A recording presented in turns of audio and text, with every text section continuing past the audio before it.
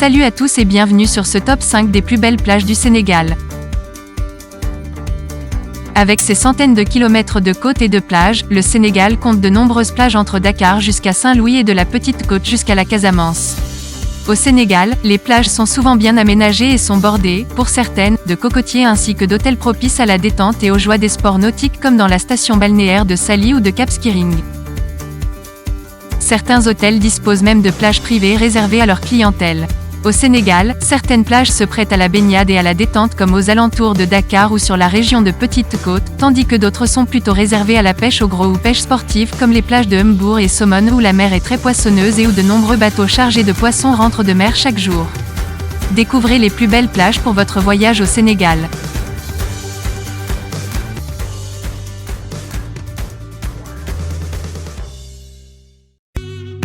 Ngor est une petite île du Sénégal, située au large de la presqu'île du Cap-Vert. Elle se trouve juste à 400 mètres du continent, sur la pointe des Almadies. L'île a été découverte depuis la préhistoire, elle a une population de seulement 100 habitants. La température moyenne est de 25 degrés pendant presque toute l'année. L'île est reconnue pour sa tranquillité et son climat aéré. Raison pour laquelle, quelques artistes y ont acquis une résidence. C'est le cas de France Gall, Peter Gabriel et même Akon. La baie est aussi très propice à la chasse sous-marine. Aussi surprenante que cela puisse paraître, l'une des particularités de l'île de Ngor est qu'elle est sans électricité. Quelques panneaux solaires et des groupes électrogènes fournissent du courant. Cette absence d'électricité ne semble pas déranger certains habitants et visiteurs. Ces derniers la considèrent comme étant un supplément de charme avec l'absence de télévision et de réverbères. L'île propose des chambres privées avec un lit dans une maison d'artistes, des chambres pieds dans l'eau et des appartements, logements entiers avec 2 lits. L'île propose aussi une grande maison devant la mer avec 5 lits. Il y a aussi possibilité de louer un cabanon pour une journée, un week-end ou 3 mois. Des pirogues assurent la traversée jusqu'à l'île. Ngor vit principalement de la pêche et du tourisme. L'environnement de l'île est propice aux sports nautiques, à la pêche sportive et à l'observation ornithologique. En 1964, une séquence du film américain The Endless Summer, interprétée par la légende du surf, Robert August, y a été tournée. Ngor est le QG des surfeurs, on y trouve les meilleurs spots notamment le Surf Campus. Il existe 6 écoles de surf sur l'île, elles participent régulièrement à des compétitions internationales. Ce sport est en plein développement, il faut dire que les conditions climatiques s'y prêtent, on peut surfer tous les jours avec un vent favorable, dans un périmètre très restreint. L'île contribue à l'économie du pays de par ses plages, hôtels et restaurations au bord des plages, animant son quotidien. Vous pouvez y déguster un bon poisson grillé au resto Oasis, accompagné d'une gazelle bien fraîche, ou vous pouvez également goûter aux spécialités italiennes à Maison d'Italie. Ngor est un véritable paradis de tranquillité et de détente, l'île abrite de très belles plages et possède une dimension culturelle sans frontières. Le festival de Ngor en décembre, l'anniversaire du décès de Bob Marley, le 11 mai, sont autant de moments qui attirent une foule nombreuse. Les peintres, sculpteurs et musiciens s'y sentent bien. L'endroit rêvé pour passer vos vacances d'été.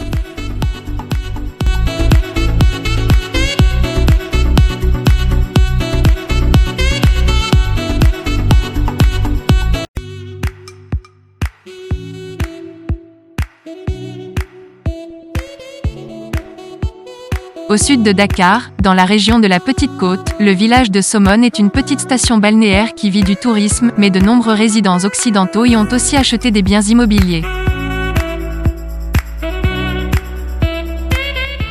Mais Somone est plus qu'un simple village de pêcheurs et une étape balnéaire. C'est aussi une réserve naturelle protégée avec des lagunes, des mangroves et où il est possible d'y observer de nombreuses espèces d'oiseaux comme le héron cendré et des marins pêcheurs. C'est plus précisément sur la plage de la lagune que les amoureux de la glisse pourront profiter de la beauté des lieux et aussi des vagues pour pratiquer du surf, du bodyboard et même du stand-up paddle. En 2018, 2 décrets ont déclassé cette réserve d'oiseaux très connue des Sénégalais mais aussi des touristes et amateurs de nature, au profit du groupe hôtelier Decameron, l'ex-hôtel Baobab, qui souhaite agrandir la superficie actuelle de la lagune, côté Somone, du côté de la lagune de Guéro pour y construire des immeubles et maisons de luxe. Pour ce faire, l'État du Sénégal veut exproprier certains propriétaires terriens, agriculteurs et restaurateurs de Guéro. Les hôtels et campements y sont évidemment innombrables.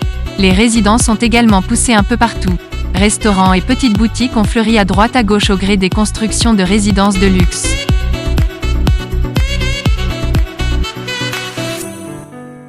La zone est néanmoins plus tranquille que celle de Sali et les plages y sont meilleures de par la clarté de l'eau et de la superbe lagune. Elles sont les plus belles de la petite côte.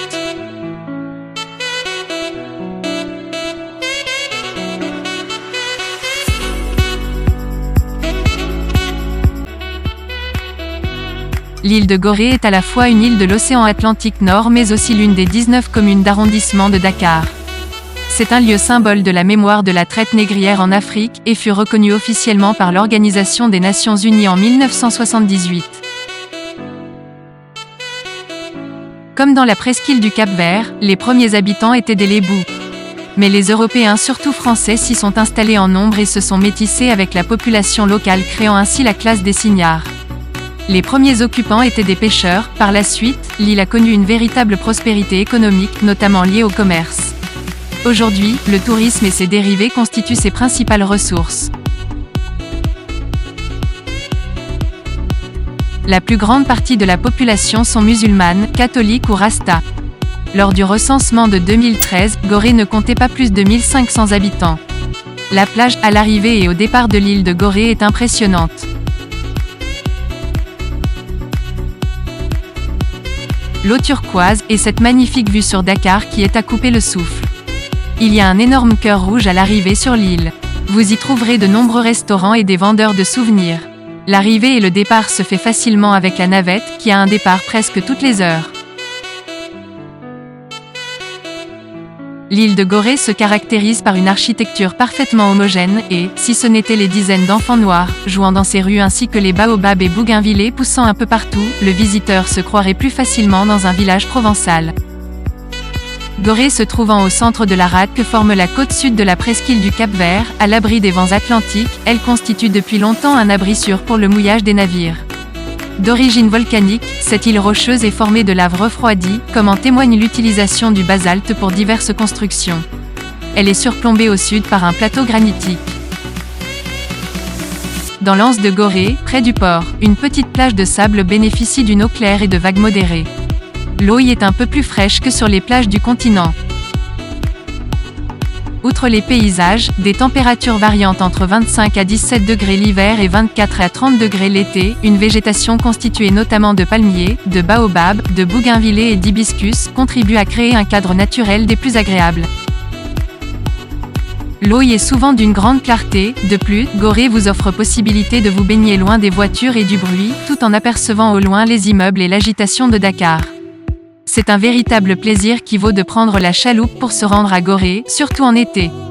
L'eau y est toujours un peu plus froide que sur le littoral mais il n'y a presque jamais de vagues puisqu'elles sont coupées par la baie et les digues, parfait donc pour les nombreux enfants qui peuvent s'y baigner en toute sécurité. La plage de Gorée est d'ailleurs avant tout une plage populaire rarement bondée mais toujours animée où il fait bon s'allonger et se détendre. Quelques maquis, restaurants et bars permettent de faire une pause à l'ombre et de casser la croûte. Ceux qui passeront quelques jours dans un hôtel de l'île ou comptent rester une journée complète à Gorée pourront sérieusement envisager quelques heures de baignade.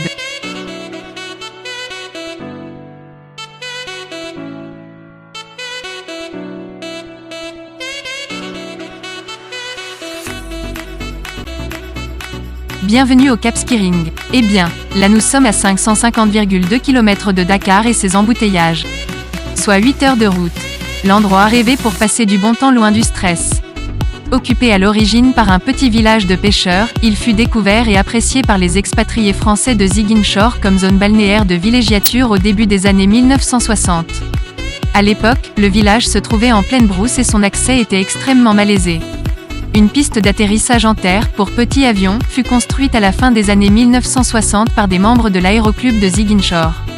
Cela attira l'attention des dirigeants du club Méditerranée qui, avec l'accord du gouvernement sénégalais dont le président Léopold Sédar Senghor était en tête, fit évacuer le village de pêcheurs pour installer en 1973 son village à l'endroit même où les Ziguinchorois avaient construit leur case de villégiature. Précurseur, ce sera le premier lieu touristique ouvert dans cette zone géographique.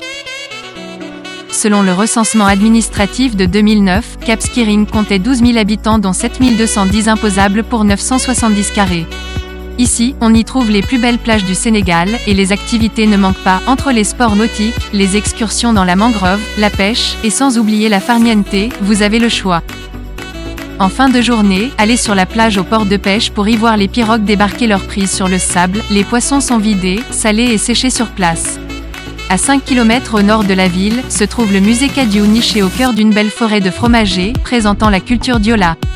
Un guide vous parlera de la récolte du vin de palme, de la culture du riz, du fétichisme, des rites animistes et vous aurez l'occasion de voir les impressionnantes racines des fromagers.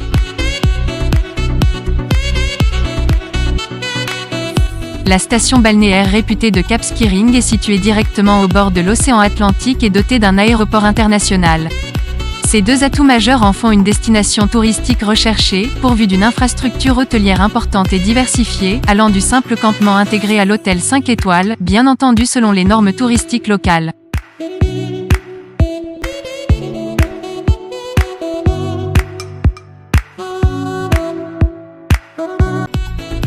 À 80 km au sud-est de Dakar.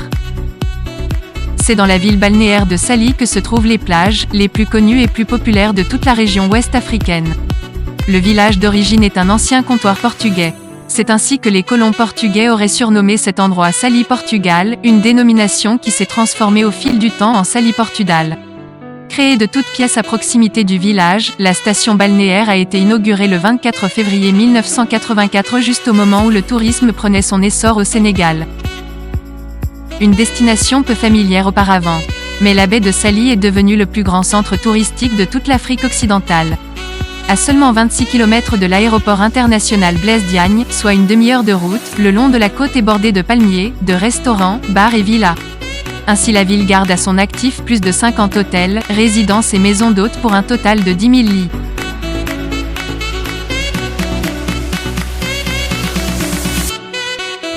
Le nombre d'habitants y est très difficile à chiffrer, en raison des allées et venues de touristes, et la présence de résidents temporaires qui viennent passer à Saly quelques mois par an. Lors du dernier recensement de 2013, Saly Portudal était crédité de 26 000 habitants alors qu'il n'y en avait que 1200 en 1988. Les ressources locales sont presque toutes liées au tourisme ou aux activités dérivées, pêche, sport nautique, tennis, équitation, golf, etc. Saly est aussi le point de départ de nombreuses excursions dont le parc animalier de la forêt de Bandia, l'île de Gorée, l'île aux coquillages Fadiout, le lac Rose, et bien d'autres endroits majestueux. Les complexes hôteliers, discothèques, bars, restaurants typiques, boutiques artisanales, agences immobilières, tous se disputent les faveurs d'une clientèle fortunée, selon les critères du pays. Une grande communauté de retraités belges et français est présente à Saly pendant la période hivernale en Europe. Ces Français, dont plus de 2500 en 2019 sont résidents sénégalais et donc surnommés « sénégalois ». Les Belges quant à eux font souvent l'acquisition de maisons en bord de mer, ou situées dans des résidences fermées et surveillées, où ils passent l'hiver, au chaud. La température moyenne de décembre à avril est en effet de 28 degrés Celsius avec des températures minimum en matinée ou en soirée de 16 degrés Celsius. Aujourd'hui, sachant que le tourisme couvre 6% du PIB, l'État du Sénégal à travers le PSE essaie de mettre en œuvre un vaste programme dans le secteur. Et là on parle de centaines de milliards investis dans des travaux de restauration, d'embellissement et d'aménagement.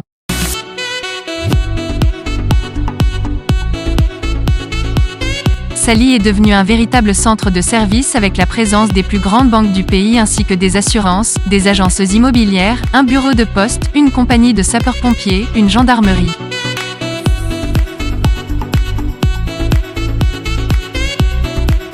Les nuits y sont très animées dans les hôtels, les boîtes et restaurants.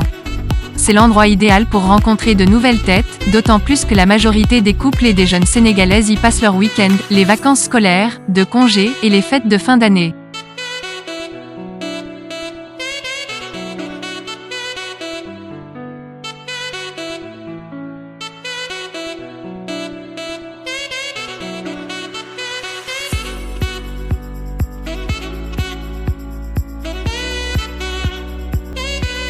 C'était le top 5 des plus belles plages au Sénégal. Un pouce bleu et n'oubliez pas de vous abonner pour de nouvelles vidéos.